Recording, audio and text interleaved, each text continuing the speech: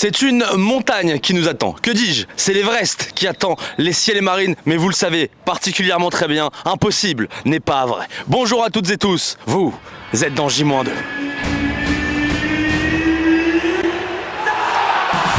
C'est une question générale. Vous êtes dans J-2. C'est le moment de votre séquence historique dans ce J-2 et on va donc s'intéresser à l'année 94-95. Les ciels et marines vont aller chercher un match nul sur la pelouse des Dogs lillois grâce notamment à un but de Diawara mais surtout à un Christophe Revaux, encore une fois, absolument exceptionnel. Place au cœur de l'histoire des ciels et marines.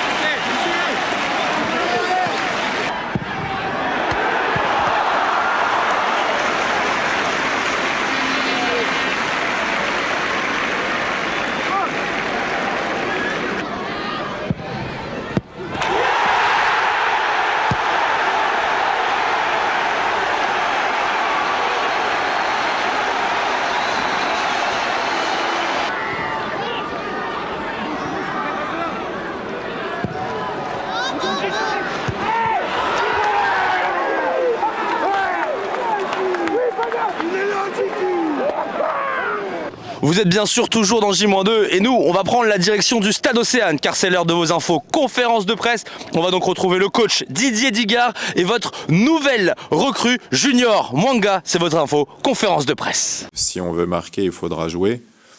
Mais avant tout, ça va être très bon défensivement.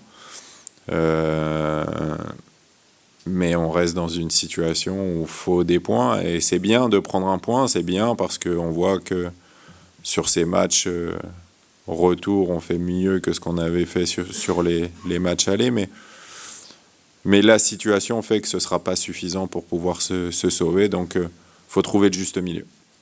Je me sens super bien, justement j'ai pas eu beaucoup de minutes donc je me sens très très frais, donc j'ai hâte dès que possible de jouer tout simplement. L'entraînement continue bien sûr ici du côté de Socance. On est en J-2 avant ce déplacement du côté du LOSC et donc on va s'intéresser à votre moment football plaisir. C'est parti avec Ben Bamba pour votre moment football plaisir.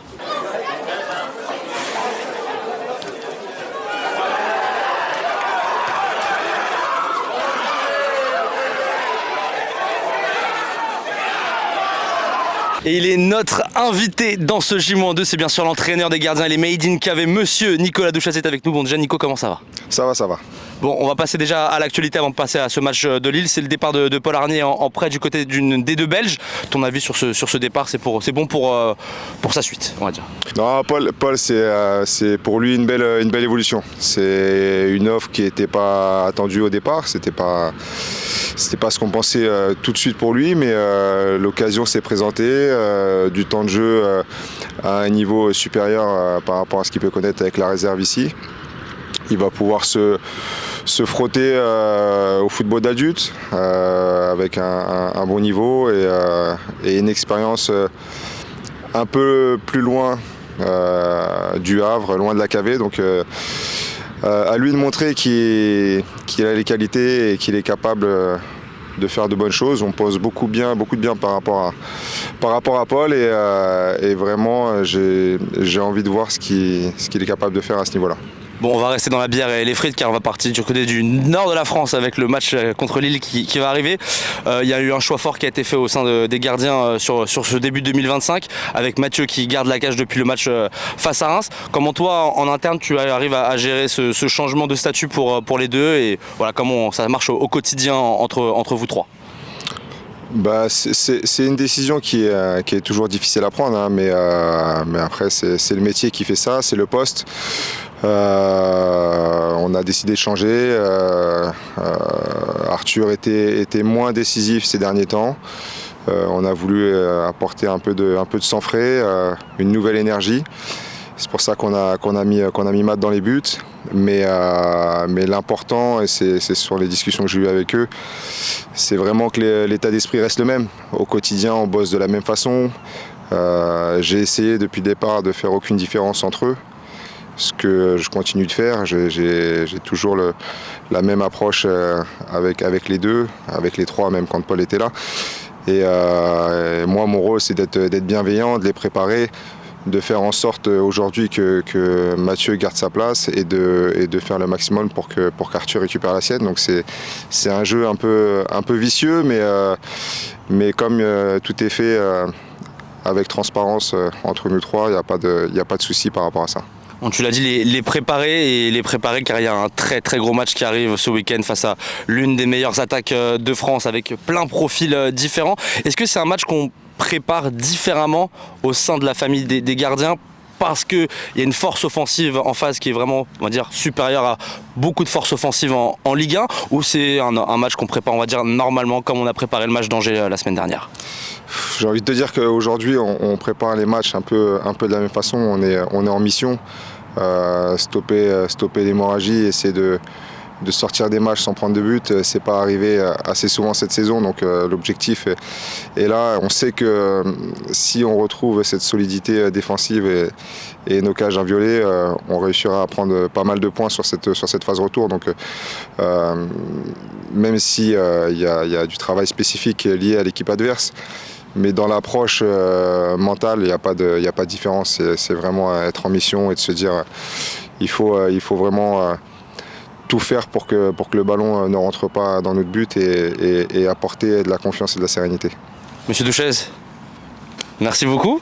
Après la conférence de presse des garçons qui joueront donc du côté de Lille ce samedi à 19h au stade Pierre-Mauroy, on va passer à aussi l'événement de ce week-end. Il aura lieu ici, au stade Océane. Les féminines sont en quart de finale de la Coupe de France et reçoivent donc le Toulouse Football Club. Ce sera dimanche et d'ailleurs c'est ouvert à tous les abonnés du HAC. Allez sur votre espace et réservez votre ticket. C'est gratuit pour tous les abonnés. On se rapproche de la fin de ce J-2. Je vous le rappelle, il y aura un match ici le week-end de la Saint-Valentin. Ce sera face à l'OGC Nice. Ce sera le dimanche 16 février à 17h15. Voilà, vous avez les informations concernant le prochain match de Ligue 1 ici au stade Océane. On passe à notre stade du jour et elle concerne un homme made in KV, le chouchou du stade Océane, monsieur Yacine Keshta, qui a signé son 50e match en Ligue 1 lors du match face à Angers. C'était la stade du jour et nous, on enchaîne dans J-2. On arrive à la fin de ce J-2 et c'est là où on va se retrouver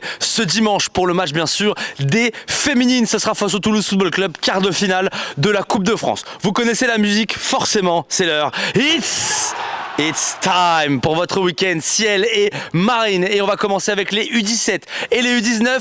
Les U17 qui seront en déplacement du côté de Versailles alors que les U19 recevront QRM. Pour les U19 féminines, ce sera face à Sarcelles. Et puis bien sûr l'AR1 qui sera en déplacement du côté de Bayeux pour un match très important. Match en retard du championnat de R1. Et puis bien sûr, samedi 19h, rendez-vous au stade Pierre-Mauroy. Vous serez plus de 300 ciel et marines à faire le déplacement pour accompagner nos ciel et marines. C'est la fin de ce J-2. Je vous souhaite à tous un très très bon week-end et surtout ne l'oubliez pas, impossible n'est pas vrai. Très bon week-end en ciel et marine.